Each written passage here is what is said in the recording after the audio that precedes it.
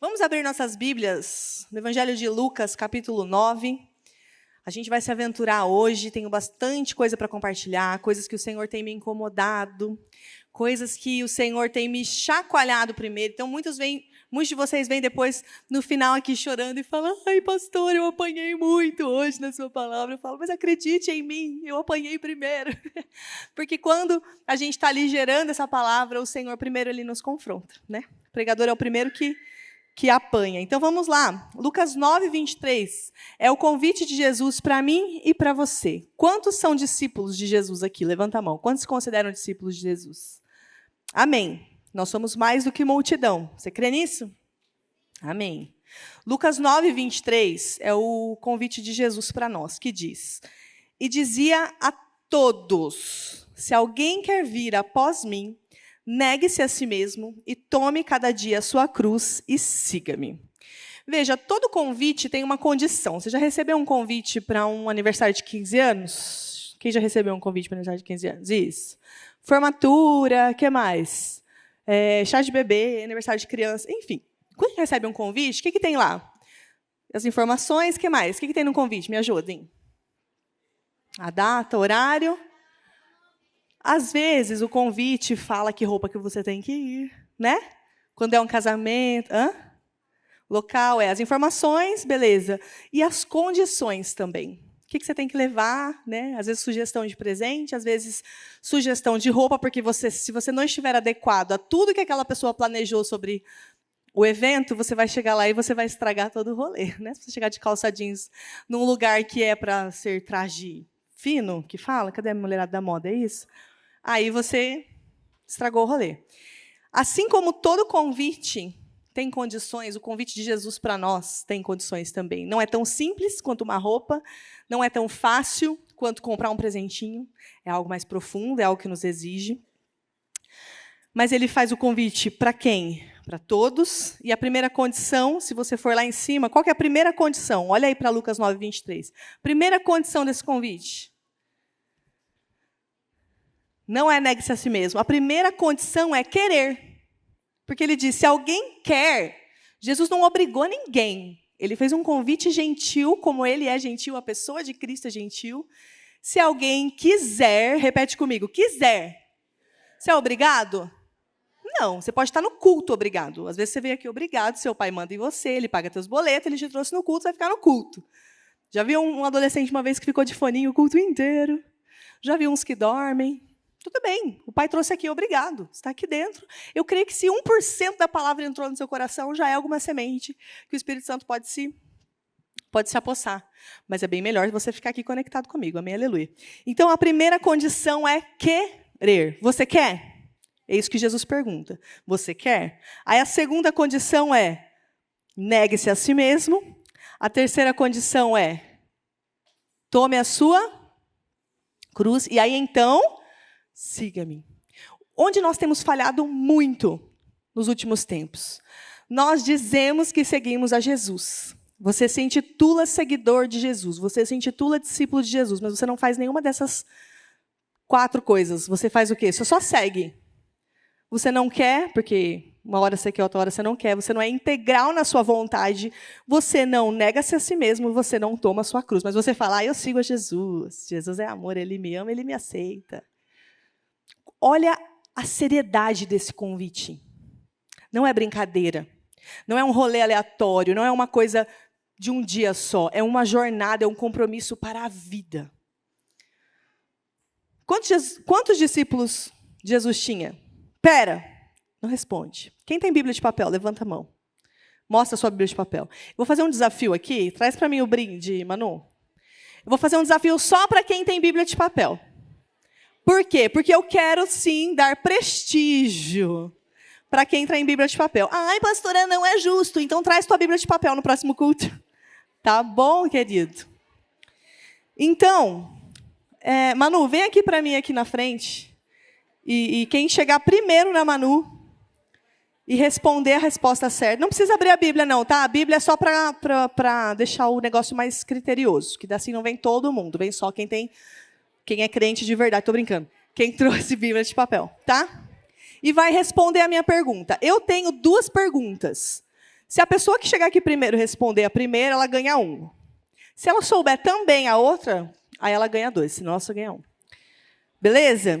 É bem simples. É tão simples que é assustador. Sabe aquelas perguntas muito óbvias que você fala, é pegadinha. Não é. É simples mesmo, tá? Vou contar até 3, vocês se arrisquem. Não, mas eu vou fazer a pergunta primeiro. Se você não souber, você não corre. Quantos... Depois que eu fizer a pergunta, eu vou contar até 3, tá? Quantos discípulos... Ela quer mesmo prestígio. Quantos discípulos Jesus tinha? 1, 2, 3, já. Elas são gêmeas, gente. Elas estão confundindo a gente aqui. Não sei quem que foi, não. 12. 12. Fica aqui. Não, fica aqui. Certa resposta? Quantos discípulos Jesus tinha? 12. Vocês têm certeza? Vocês têm certeza? Não tem certeza? Por quê? Oi? Ah, tá, porque ele não sabe ainda. Mas calma, fica aqui. Você não quer ganhar mais? Mais uma pergunta, presta atenção. Jesus fez esse convite para quantos? Esse convite. Quem quiser vir após mim, negue-se a si mesmo, tome a sua cruz e siga-me. Para quantos? 12. Errou. Mas abre a tua Bíblia aí. Vamos ver. Pode acertar, pode vir dar palpite, pode vir. Você trouxe Bíblia de papel? Não, teu amigo não. Tem que ser quem trouxe Bíblia de papel. Só quem trouxe Bíblia de papel que pode responder. No começo do versículo 23 está dizendo, uma dica. Quem chegar aqui primeiro e responder, para quantos? Trouxe Bíblia de papel? Jesus fez esse convite para quem? Para quantos? Todos. Todos. Todos. Muito bem, salva de palmas. Olha o seu prestígio. Gente, é assustador pensar que Jesus fazia esse convite por onde ele ia, para todos. A palavra diz, abre aí em Lucas 9 e presta atenção nessa palavrinha que talvez você não tenha percebido. Imagina Jesus, um por um de vocês, fazer esse convite. Você quer ser meu seguidor? Você quer ser meu discípulo? Então a condição é essa. Você quer? E você quer? Aí ele curava um aqui e ele perguntava, e você? Você quer ser meu seguidor? As condições são essas. Ele estava convidando todo mundo. Mas que doideira é essa? Jesus não era criterioso? Não, ele sabia que proporcionalmente, aqueles que iam calcular, aqueles que iam falar, legal, Jesus, mas não é para mim. Olha que assustadora essa proporção de todos que Jesus convidou. Todas as pessoas que passaram pelo caminho de Jesus, ele convidou. Mas apenas 12 disseram sim. E um traiu. Então, apenas 11 foram fiéis, né? Desses 12 que aceitaram o convite. A proporção disso é assustadora. Então, na palavra de hoje, a gente vai aprofundar apenas em uma dessas 4 condições, porque senão seria um seminário, né? E é só apenas uma pregação. Nós vamos nos aprofundar no negue-se a si mesmo, que eu acho que é o mais difícil de tudo. É ou não é? Quem concorda comigo que negar-se a si mesmo, as suas vontades, os seus desejos é difícil? É muito difícil. Mas eu quero te levar a pensar numa outra perspectiva agora. O que é que cabe dentro disso, desse si mesmo? O que é negar a si mesmo? Quem é você? Coloca a mão aí no seu coração. Teu coração está batendo, certo? Está vivo. O que faz teu coração bater mais forte? Ai, aquela pessoa. É difícil dizer não para essa pessoa, é ou não é? Ou quando você está com muita fome. Ô, gente, tudo que significa vontade está aqui, ó. Estômago, que é fome, né? Quando você está com muita fome, o estômago não faz barulho? Quando você comeu muito errado, também não faz barulho? Só que é por outra coisa? As coisas aqui comunicam a nossa vontade. É a sua personalidade, que é o si mesmo, que você tem que negar? A sua personalidade expansiva? Você é mais introspectivo ou é extrovertido? Quem que é mais introvertido aqui? Levanta a mão. E quem é mais expansivo? Não tem vergonha, fala alto, ri alto, baba quando ri, grita em casa, descendente italiano, fala com a mão. Não é, deixa eu falar uma coisa, não é a sua personalidade que você tem que negar. A não ser os traços da tua personalidade que te levam a pecar, certo? Exemplo, os extrovertidos tendem a ser mais fofoqueiros. Falei. Você vai negar o quê? O seu lado extrovertido? Não. Deus te fez assim, mas ele não te fez fofoqueira. Você vai negar o seu lado, o pecado do traço da tua personalidade. A tendência. Algo que para você é muito difícil, para o introvertido pode ser que não. Para ele é tranquilo guardar um segredo. Mas ele peca muitas vezes aqui, ó. Porque pensar mal também é pecado. Toma, introvertido. Achou que não ia vir nada para você, né? Deus está vendo o teu pensamento. O que é esse si mesmo? É o seu temperamento?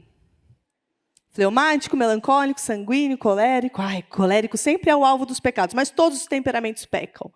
Não é só o colérico, não é só o sanguíneo. Fleumático também, melancólico também. Você tem que negar isso? Senhor, eu rejeito esse temperamento em nome de Jesus. Não, ele te fez assim. Eu gosto de imaginar ele me temperando. Eu fiquei mais agradável porque Jesus me temperou. E temperar fala de equilíbrio, porque se eu tempero demais, eu estrago, é ou não é? Se você põe pimenta demais no negócio, você não consegue comer. Ou se você não põe nada de tempero, batata sem sal, batatinha frita sem sal, eu não gosto. Você gosta? Rafael, eu gosto. Usaram dele, o paladar é dele. Mas eu não concordo, eu não gosto. No meu paladar é ruim. Mas está certo, né? Depois dos 40, a gente tem que começar a cuidar. Tadinho, não tem 40 ainda. Vai fazer 40 em dezembro. Viu, gente? Dezembro, o pastor de vocês vai 40. Vocês preparem o bolo, o presente e a festa também. O que é que você tem que negar, então? Você já parou para pensar? A pastora só está colocando perguntas na sua cabeça hoje, nenhuma resposta, né? Mas é porque eu quero que a gente chegue junto nessa resposta. Amém?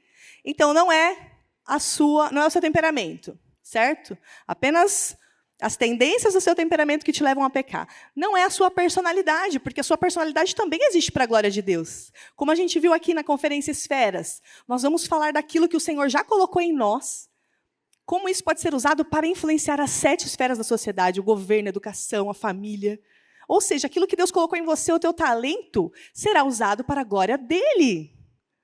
Os quietinhos, os extrovertidos, os tímidos, os não tímidos, os falantes, os quietos, o pessoal da arte, o pessoal do direito, todos recebem esse convite de Jesus. Todos é muita coisa, gente. É você. É aquele teu amigo que nunca respeitou a tua fé. É aquele teu parente que te critica, que fala que você é alienado, que você vive numa bolha. Ele faz o convite para todos. Se Jesus estivesse aqui, ele estaria, nos momentos em que fosse permitido, ele estaria fazendo esse convite para todos.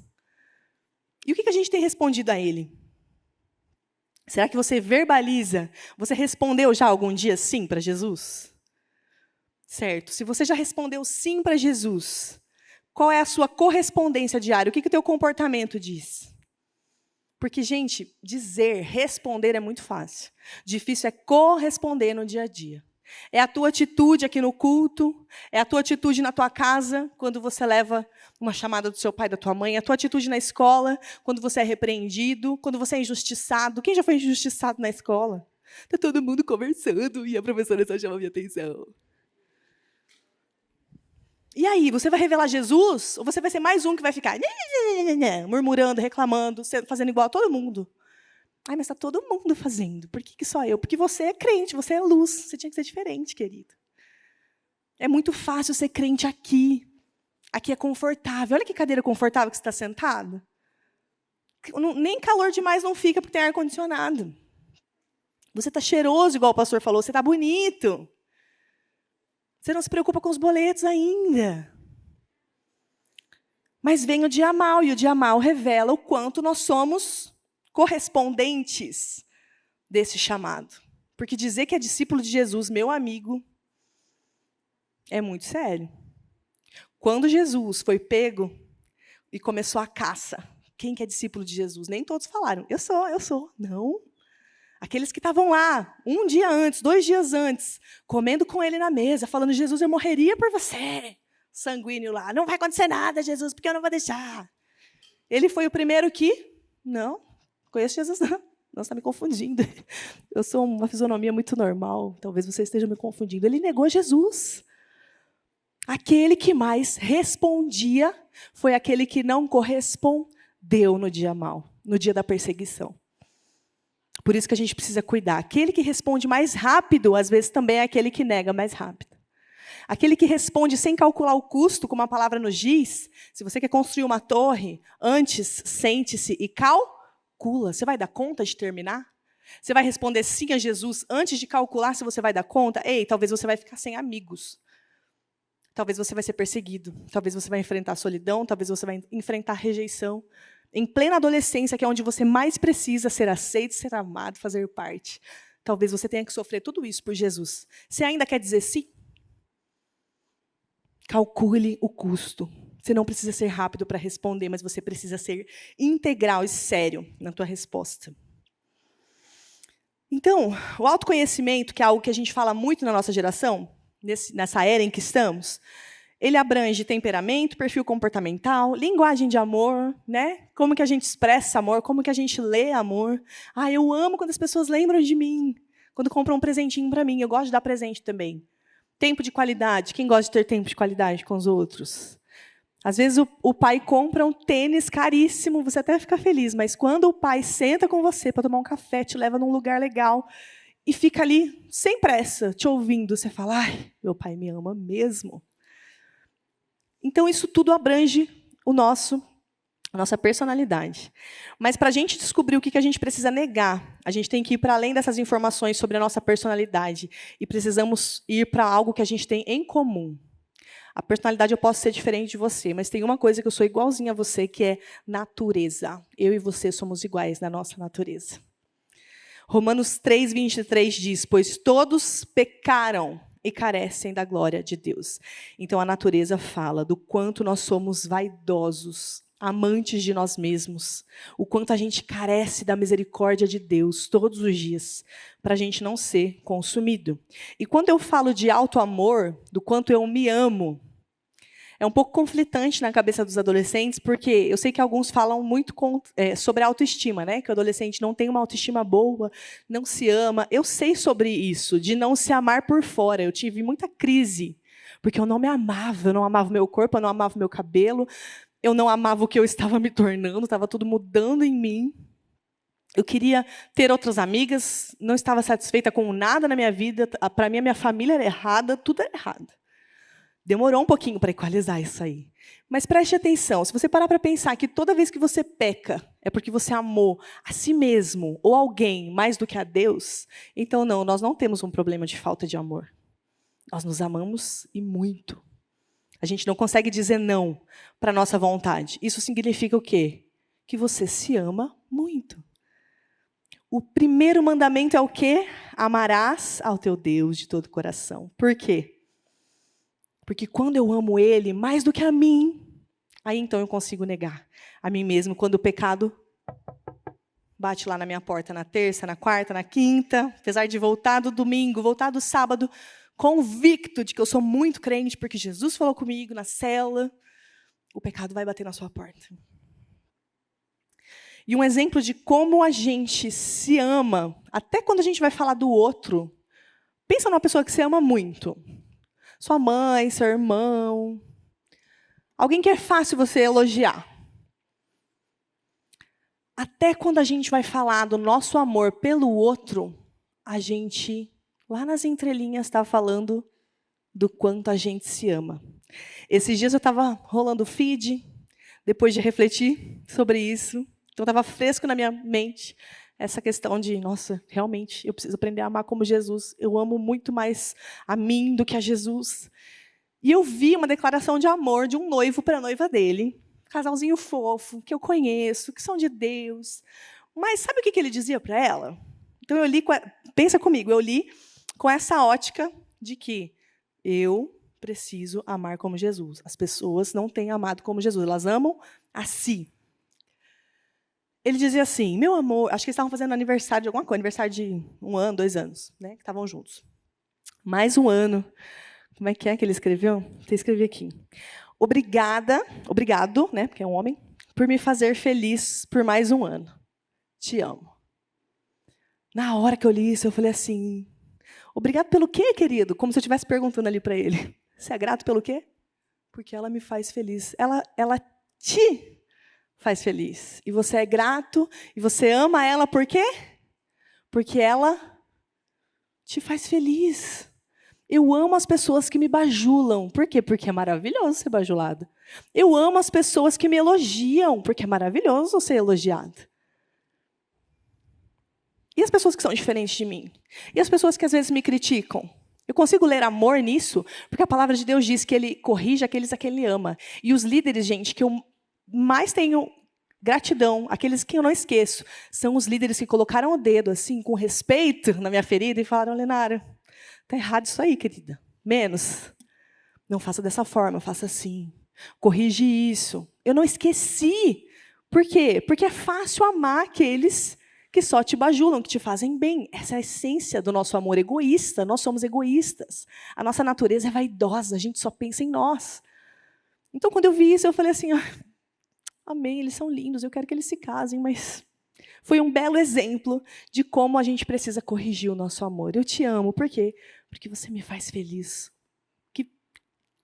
Que ruim ser amado por alguém só porque eu faço ele feliz.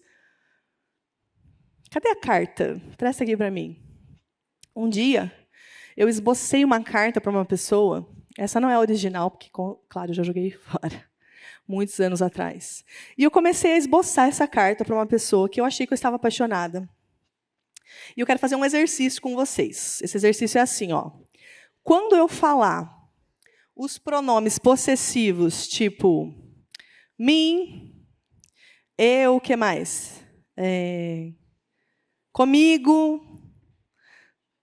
Toda vez que eu falar esses versículos, vocês vão bater uma palma. Porque aí vai ser um momento tão barulhento que vocês vão perceber o quanto de pronome possessivo tem nessa carta aqui. Combinado? Vamos fazer um treino aqui, ó? Eu vou ler a primeira frase, e quando eu falar me, comigo, mim, vocês vão bater uma palma. Combinado? Fulaninho, eu amo como você... Ah, tá, o eu também, né? Verdade. Assustei, porque eu estava esperando outro momento. Eu amo como você me faz sentir. Boa. Vamos continuar? Não precisa ensaiar, não, vocês já estão prontos. Outra frase. Eu amo sua atenção comigo. Quando você abre a porta do carro para mim. Quando você compra alguma coisa porque lembrou de mim. Desde que você chegou na minha vida, eu nunca mais me senti a mesma. Mesmo é pegadinha. Tudo bem, tudo bem. Eles não poderiam ser perfeitos, né? A última frase, penúltima frase. Você me faz feliz. E a última frase é te amo. Não tem nada de palminha, não, gente. Eu estou mostrando para vocês. Agora, depois de um tempo, eu não entreguei essa carta, eu nunca entreguei essa carta, mas eu deixei lá. E eu estava vivendo a minha vida, fazendo meus devocionais. E o Senhor me confrontou nisso. Essa carta não diz respeito a Ele, porque você não ama Ele, você não sabe amar, você é uma criança, vai crescer, vai estudar. Você está se amando. Você ama como esse rapaz te faz sentir. Isso é lícito. Que legal que você precisa de aceitação. Claro que é bom alguém te mandando mensagem. Estou com saudades. Acabou de deixar na porta de casa, fala que está com saudades. Não estou não, mas que bom, né? Que ele está com saudade de mim. Eu devo ser muito agradável, muito legal. Comprei para você. Vamos sair almoçar? Eu pago. Opa! Claro que vamos. É muito bom ter alguém para te bajular, para fazer suas vontades, para te elogiar. Mas o Senhor me confrontou nisso. Ele disse: Lenarinha, querida, você não ama esse rapaz, você nem conhece ele. Você ama como ele te faz sentir. Isso diz respeito a quem? Eu. Então, essa carta aqui poderia ser traduzida não como te amo. Espera aí, eu vou fazer uma arte aqui, abstrata. Mas um me amo. Se no final dessa carta estivesse assim, me amo, beijo, faria todo sentido.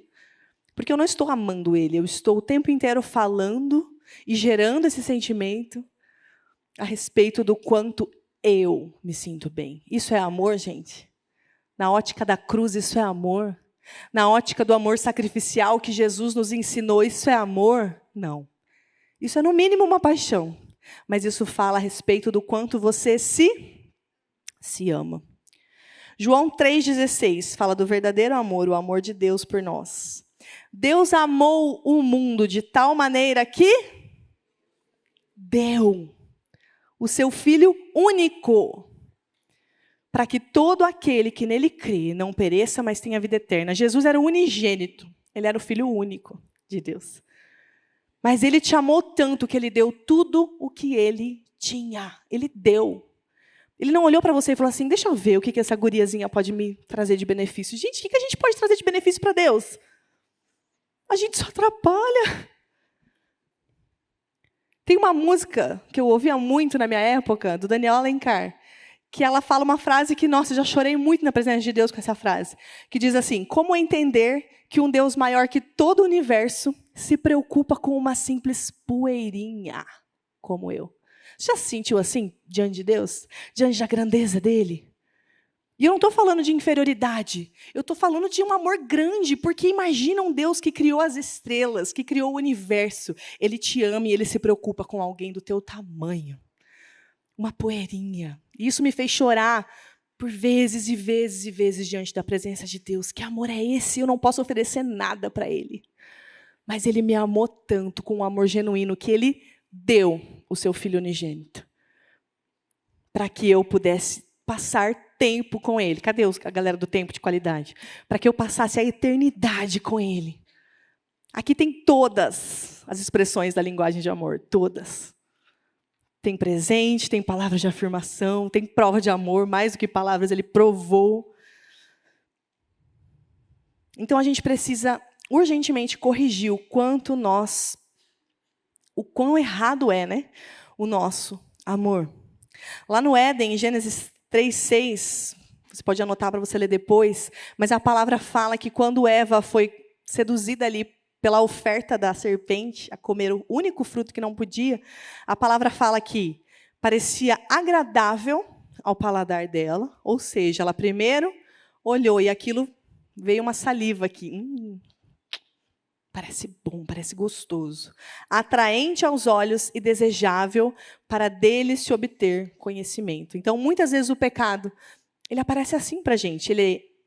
A gente não sabe se é bom, mas parece que é bom. Parece que vai nos dar prazer. Isso é muito familiar para mim e para você. E para terminar, para a gente ir para o momento de oração, porque eu creio muito que, depois de uma palavra dessa, o Espírito Santo espera a gente de braços abertos para a gente se arrepender. Filipenses 3, do 17 ao 19, diz: irmãos, sigam unidos. Sigam o meu exemplo e observem os que vivem de acordo com o padrão que apresentamos a vocês. Pois, como já disse repetidas vezes e agora repito com lágrimas, há muitos que vivem como inimigos da cruz. Repete isso, inimigos da cruz. O convite de Jesus era para a gente negar a si mesmo e fazer o que com a cruz? Carregar a nossa cruz, sermos amigos dele, participantes dos sofrimentos dele. E ele sofreu, não foi batendo o dedinho na quina, ele sofreu carregando uma cruz, morrendo na cruz, até a última gota. Então, de um lado, nós temos um convite de Jesus querendo converter o nosso amor egoísta para que a gente pudesse dizer sim, efetivamente, ao chamado dele.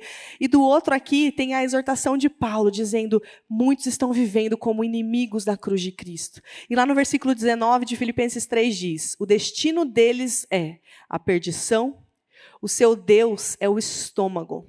Uau! Como a gente disse aqui, o âmago da vontade. Eu quero comer isso, eu preciso provar isso. Eu quero namorar aquele menino porque eu sinto que eu preciso. Eu preciso me afirmar, então eu vou pecar um pouco participando daquela roda de pessoas que zombam da cruz. O tempo inteiro, o nosso apetite é por pecado, é por satisfazer a nossa própria vontade. E Paulo aqui está dizendo aos filipenses, cuidado, porque o destino desses que se levantam como inimigos da cruz é perdição, o seu Deus é o estômago, ou seja, o próprio Deus deles é o quê? Eles mesmos. E eles têm orgulho do que é vergonhoso. Só pensam nas coisas terrenas. Então levanta aí do seu lugar agora. E vamos analisar tudo aquilo que a gente ouviu da Bíblia essa semana. Talvez algum devocional que você fez essa semana esteja voltando aí na tua memória, algo que você ouviu do teu líder de célula essa semana. Não tem como, gente, nós estarmos com a nossa Bíblia aberta todos os dias e confortável com a gente mesmo. Porque se existe algo que contrasta, é o que a palavra diz para eu ser e o que eu de fato eu sou. Esse contraste precisa levar a gente para algum lugar. Senão é só uma leitura. Você tem milhares de livros aí que você pode ler. Mas a Bíblia não é só um livro. Ela é a expectativa de Deus a seu respeito. Ela é a vontade de Deus para você. Você acha que ninguém fala nada para você? Ninguém te manda mensagem? Tem milhares de mensagens não lidas na tua Bíblia. Esperando para que você abra, leia. E não apenas leia, mas e não apenas responda, mas corresponda. O que adianta você saber a vontade de Deus para você e você falar assim, legal, Deus, tá bom, mas agora não. Estou no tempo de curtir, depois que eu ficar mais velha, então quem sabe. Não, é para agora. Jovens, eu vos escolhi porque sois fortes. Usa a tua força. Usa tudo que você tem hoje. O teu tempo, a tua disposição, a tua criatividade para mim, para a minha glória. Me servindo, demonstrando amor para essas pessoas que estão ao seu redor, amigos que você tem, que talvez se morrerem amanhã vão para o inferno e vão passar a eternidade no inferno. Nossa, precisa falar de inferno? Precisa, porque a gente fala de eternidade. A gente fala, como eu espero o dia que verei a face do meu amado. E existem pessoas que se morrerem amanhã não verão face de amado nenhum, porque nem conhecem ele. Como é que vão amá-lo? O nosso papel é preencher esses bancos vazios, esses espaços vazios aqui, porque eu sei que adolescente não é pregador.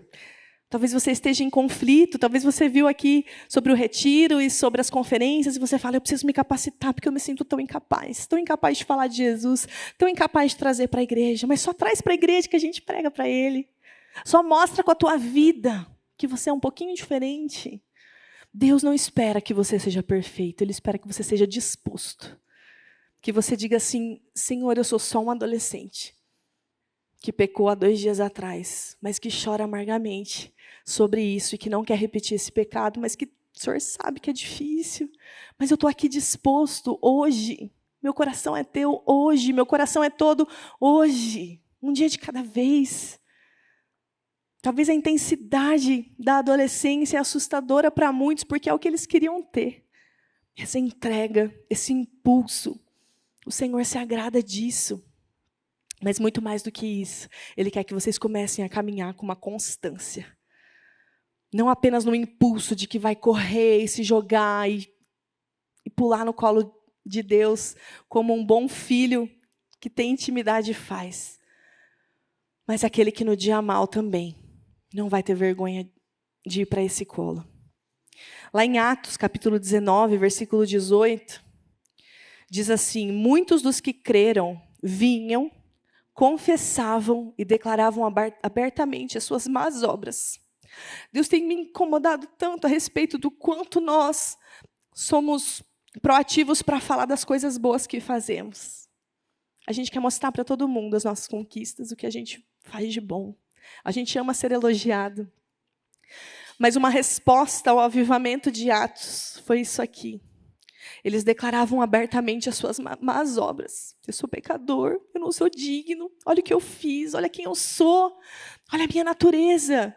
Então, meus irmãos, quando a gente está com a Bíblia aberta, essa revolta precisa crescer e nos empurrar a estarmos de joelho pedindo perdão. Ai de mim, como disse Isaías, quando teve contato com a presença de Deus, ai de mim, pois estou perdido, porque eu sou um homem de lábios impuros e habito no meio de um povo de impuros lábios. E aí então um dos serafins tocou os seus lábios. Ele não chegou diante de Deus falando, Deus, olha como eu sou bom. Olha, Senhor, como eu tenho servido a Ti com zelo. Não, ele chegou na presença de Deus e ele só sabia chorar. Eu sou muito podre. Mas ainda assim a Tua presença está acessível para mim. Tem misericórdia de mim. É isso que o Senhor está esperando de você hoje. Diante da revelação do amor de Deus, ainda que você não tivesse nada para oferecer para Ele, qual que vai ser a sua resposta hoje? Diante desse amor gratuito, diante dos olhos de fé para o qual o Senhor te vê, Ele não te enxerga como seus pais te veem, Ele não te enxerga como você se vê. Ele te enxerga lá na frente, o plano que ele já escreveu a teu respeito. E quando ele olha para você, muitas vezes nos seus dilemas, ele ri. Quando você está falando, Jesus, eu não vou dar em nada, olha para mim. Ele fala, calma, você vai sim ser alguém. Eu tenho planos de paz e não de mal a seu respeito. Eu já escrevi uma história a seu respeito, permanece firme, permanece fiel. Esses são os olhos de fé que o teu pai tem a teu respeito. Talvez o teu pai da terra não tenha esse olhar a teu respeito. Talvez você já tenha ouvido coisas muito pesadas da tua mãe, do teu pai, daqueles que deveriam acreditar em você e te impulsionar. Mas deixa eu te dizer, você nasceu no coração de Deus primeiro. A tua origem não é o ventre da tua mãe, a tua origem é o céu. A tua mãe foi apenas o canal para te trazer para a terra. Você deve honra, ela é a autoridade sobre a tua vida. Mas a última palavra sobre a tua vida é do Senhor. Aquele que sonhou contigo, aquele que quis você. O dia que Jesus falou isso para mim, que Ele me quis, que foi para um tempo como esse, que Ele me colocou aqui. Esse selo de pertencimento mudou toda a minha história. E eu creio que esse mesmo Deus está aqui nessa noite. Amém? E Ele quer colocar esse selo sobre a tua vida. Abaixe sua cabeça, vamos orar? Paizinho, eu te agradeço pela tua palavra. Eu te agradeço porque o Senhor nunca nos deixa sem instrução, Pai. Obrigada por nos amar tanto, a ponto de nos corrigir.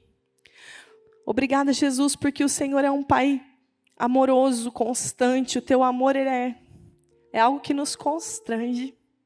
Nós jamais poderíamos responder de forma devida a esse amor.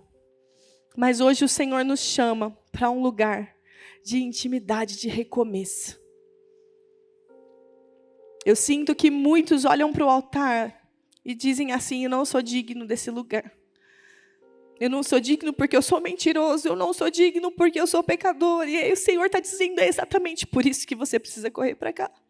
É exatamente por isso, pela tua falta, pelo aquilo que você enxerga que falta em você, que eu preciso que você corra para cá, porque eu quero te preencher.